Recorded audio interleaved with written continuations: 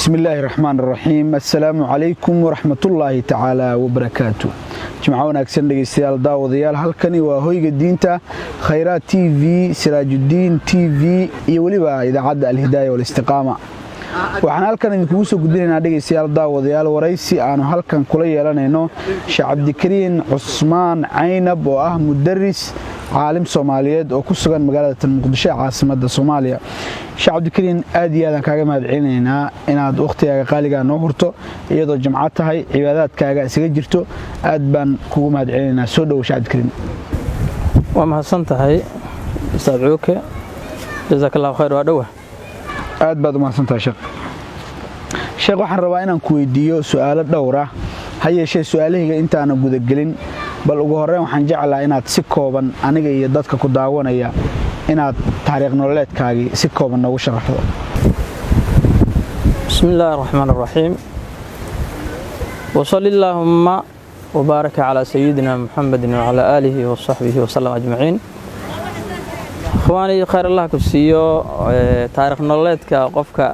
hadii taariikh fiican adduunka ku leeyahay in la sheego jecel yahay haduu mid xun leeyahay in la qariyo jecel yahay marka waa ka cudur daaranayaa in taariikhdaydu aysan hadda wax weyn oo la sheegay aysan ahayn awalan da'deedu ma yara waxaan isleeyahay 71 ayaan ku dhashay meel la yiraahdo Wisil degmada Wisil la yiraahdo aabahay markaas xire uu ahaa magaalada agteeda meel baadiyaha ayaan deganaa kitaabku wuxuu ku akhrisan jiray magaalada dhexdeeda kitaabka akhrisan jiray kadibna quraanka asaga ay bilaabay 77 78 dugsi quraan buu igeeyay macalinkeygii macallin Saciid Caafi oo meel tuulo la yiraahdo Dhagaxley dugsi ku hayay halkaas ayaan quraanka kariimka uga soo takharujay oo aan ku soo dhameeyay kadibna magaalada Wisilad baan ku imid xerow ahaan sheekhaygii Sheekh Saciid Maxamed Cabdi Dhaare la oran jiray halkaas aan la joogay in muddo ah adigu 86 yaan magaalada Muqdisho soo galay wixii ka dambeeyay Muqdisho aan u badnaa culimada fara badan oo reer Muqdisho wayna culum waa ka faa'iideystay marmarna sheekha waa u laaban jiray yaa kamid ah culimadaas Muqdisho aad fara badan yihiin walow aan maxay ahayd hadda dalabada aad u dadaasho rixlada badan aan ahayn Sheekh Abuukar Xasan Maalin sheekhanaga wax ka dhageystay الشيخ waxaan kaloo ka dhageystay Sheekh Axmed Shaakir Al Xasan waxaan kaloo ka dhageystay Sheekh Maxamed Rooble Sheekh Abdullaahi Axmed Rooble aan dhahe sheekha oo qiraa'aadka marka culimo kaleetana waa ka dhageystay saasa intaasaan Sheekh waxaan rabaa inaan su'aalahayga kala u guda galo waxaan rabaa Sheekh inaan ku weydiiyo maxaa dariiqa la dhahaa dad badan laga yaabaa inaanay fahansaneen dariiqadii waliba iyagoo u nisba sheeganaya horta maxaa dariiqa la yiraahdaa waxaan u maleynayaa inay su'aal ka dhan tahay inkastoo la heli karayo dadka jaahil ah dariiqa markii la yiraahdo horta waxa la yiraahdaa dariiq iyo dariiqa xagga istilaax ahaan والله واستقاموا على الطريقة لأسقيناهم ماء غدقا الطريقة وحقا واستقامة بوحى اصطلاحها ليرهذا علماء طريقة شريعة اي حقيقة مركا الطريقة أخذ بأحوض كالورع وزعيمة كالرياضة المتبتلة شيخ أساب صوكوبي طريقة وحويا أخذ بأحوض كالورع وحويا شريعة يدو مركو قفكو برتو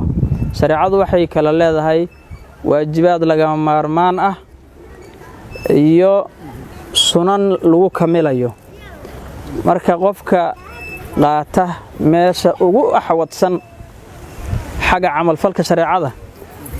ayaa dariiqada la yiraahdaa waa qaabkaas hadii uu shariicadii intuu waajibaadkii sugo axwadkana uu ku dhaqmo sheekhna u leeyahay waxa weeye waa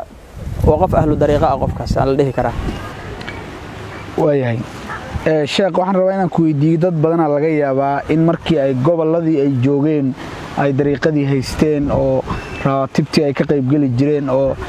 ay markaasi nidaamka dariiqada ay markaasi ka mid ahaayeen markii magaalooyinka ay yimaadeen ama magaalada muqdisho ama magaalooyin kale ay isbedeleen oo laga yaabo in dariiqadii ay caynayaan maxaa ugu wacnaa isleedahay arrintaas waxaan isleeyahay taasi hawl diinta khusaysa maahan waa hawl dabeecadda iyo dhaqanka dadka khusaysa soomaaliduna way u badan yihiin inay wixii cusub haba raacaan qofkaasi ma masalayo diin kama tarjumayo waayo diin hadduu awal ku jiray haddii uu waxa diin ay ahaayeen inuu diinkaasi uu ku dhagay ahayde inuu bey'adu inay saamaysaa waa qalad diiniyaho uu galay bey'ada inay dabeecadda ku saamaysa ma aha in dhaqanka dadka u tagtay oo aan diiniga ahayn ku saameeya ma aha waa inaad sidii horena aad ku dhegtaa oo haddii uu shareecada waafaqsanaa aad ku dheganaataa dadkan kaleetana qaabkaad ula tacaamuli lahayd dunawiga ahna aad maskaxda aad adiga ka fakartaa laakiin aad habba dhinaca meeshii la yahayba aad lugtii raacdaba iska raacdid diinta ma khusayso dhaqanka fiicanna kuma fiicna waayahay tacasubka dariiqada bal ka waran iyo weliba midka qabaliga ahba waayahan dambe waxaa aad u soo badanaya tacasubka xagga dariiqada iyo weliba xagga qabaliga ah waxaa laga yaabaa in dadka qaar ay yidhaahdaan sheekh hebel aad buu u fiican yahay laakiin igu dariiqo maaha iguna qabiil maaha bal tacasubka dariiqada si kooban sheekh maxaad ka leedahay taas waxaan ilaahay baa ka hadlay rasuulkiisuna wuu ka hadlay salawaatullaahi wasalaamu calayhi inay tahay muntinna qabyaaladdu inay tahay waxaana la yidhaahdaa alxubbu fillaahi waalbuqdu fillaahi min awsaqi cura aliimaan iimaanka xarkihiisa la qabsado xoogga leho lagu kalsoonida badan yahay waxaa ugu xoog badan alxubbu fillaahi waalbuqdu fillaah qofkani waa kugu jamaaco inaadan ahayn aadan u jeclaan aadan u fogeyn kugu jamaaco maahan aadan u fogeynin kugu qabiil maahan inaadan u nicin waa kugu qabiilna aadan u soo dhowaysan aad u soo dhowaysid ilaahay shareecadiisii inuu xagga istiqaamada ku fiican yahay xiriirka ilaahay inuu ku fiican yahay inaad u jeclaato una soo dhowayso taasi markaa haddii ay gasho ree hebel weeye iyo ree hebel weeye diinta ka mid ma aha dhaqanka suubanna ma ka mid aha waana waxa soomaaliya agsarkeeda dumiyey oo halkaana dhigay qabyaaladdu laasiyamaa jamaacooyinka tacasubka sida anigu waxaan weliba muxuu ahaa isku ammaani mayo laakiin waxaan jeclahay runtii inaan tacasubka mashaa'ikhda xerahooda waa wax iska dabeecad ahaana qofku inuu xertiisii gaarka ahayd jeclaado laakiin inaad jeclaato macnaheedu ma keenayso inaad kan kala nacdo taasi waa doqonnimo kan kale adoo jecel midkaada adigu sida gaarkaa xerta iskula tihiin xiriirka idin gaarkaa iyo wadiifadin idin gaarkaa taasi waxaa weeye cidina kuma diidana laakiin inaad qof nacdo qof jacaylkiis ma noqonayso waaya sheekh waxaan rabaa in asbarbardhig ku samayso tasawufka xaqiiqada ah ee dhabta ah ee saxda ah iyo tasawufka ku been abuurashada ah ayaan dambe waxaa dhacda in nin sheekha uu sheegto inuu saaxiib wilaaye yahay ama saaxiib sujaado yahay isla markaasina daahirkii shareecada aanu ilaalinaynin dad badanna ay ku xiran yihiin laga yaabo inuu fitneeyo bal waxaan rabaa inaad bardhig aniga dhegeystayaasha iyo daawadayaasha nasukaana samayso tasawufka xaqiiqada ah iyo sheekhu dariiqaha xaqiiqada la raacayo iyo tasawufka beenta ah ee markaasi jira way kala caddahay oo haddiiba aan nidhi dariiqadu waxay tahay akhdun biaxwada kalwarac inaad sida dadaalka badan shareecada inaad inta barato uguna camal fasho macnaheedu waxa weeye haddii qofku uu shareecadii ku dhaqmi waayo oo sida daahirkaa uusan ku dhaqmaynin inuu dariiqadu sheeganayaa iddicaa inay noqoto hadduu shareecadii ku toosan yahana miisaanka culimmadu ay saari jireen waa miisaanka shareecada nin sheekha waxaa la iiga sheegay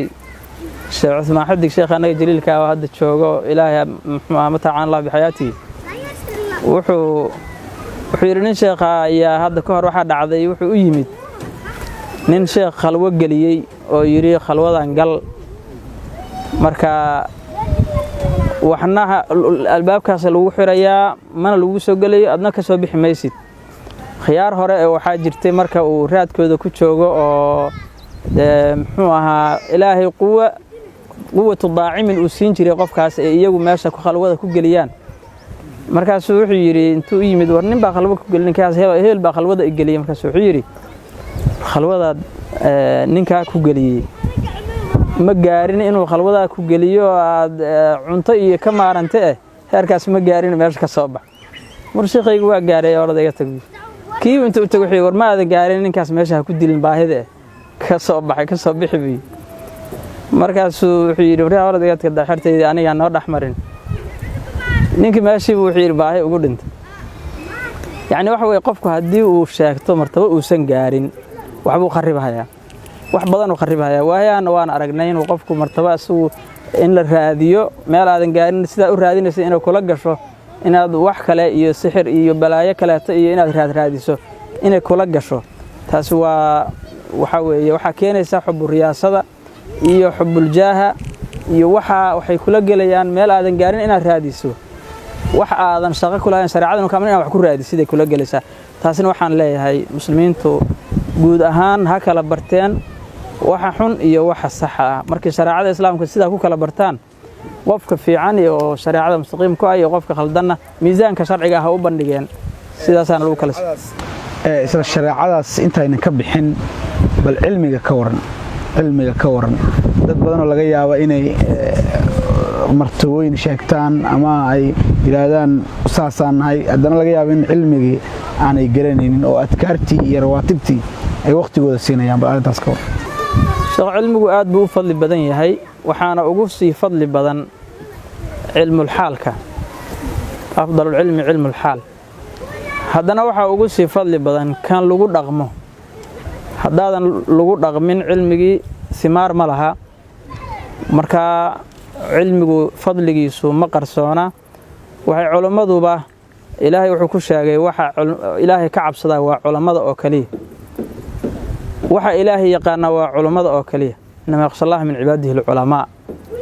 sidaa darteeda cilmigu horta fadligiisu isaga ma qarsoona waa fadligiisu waa daahir bayna annaasi sidaa darteed cilmiga miisaanka waxaa in la siiyo cilmiga midka naafica iyo in la siiyo ku camalfalkiisa tanka la saaro taasi ayaa muhiimadda la siinayaa mooye cilmi fadligiisa la iskuma haysto laakiin camalkii waa in lagu daro saasuu cilmigu ku sharafoobayaa sheekh waxaan rabaa inaan ku weydiiyo bulshada Soomaaliyeed muddo dheer ayay colaado iyo dhibaatooyin soo daashadeen ilaa haddana sidii ayaa dhibaatooyinkaasi u jiraan maxaa isleedahay dhibkan oo looga bixi karaa أنا وحنا سأرون لها وحورتا ففروا إلى الله إلهي يري هدي ما أصابتكم من مصيبة فبما كسبت أيديكم وحنا كسبنا وحا سيئات كان كسبنا قيب كمدها نقول عيو إن إلهي الله لابته والله قبحيا وحا كلا الله قبحيا يدو إلهي الله بشاء هدنا السيجار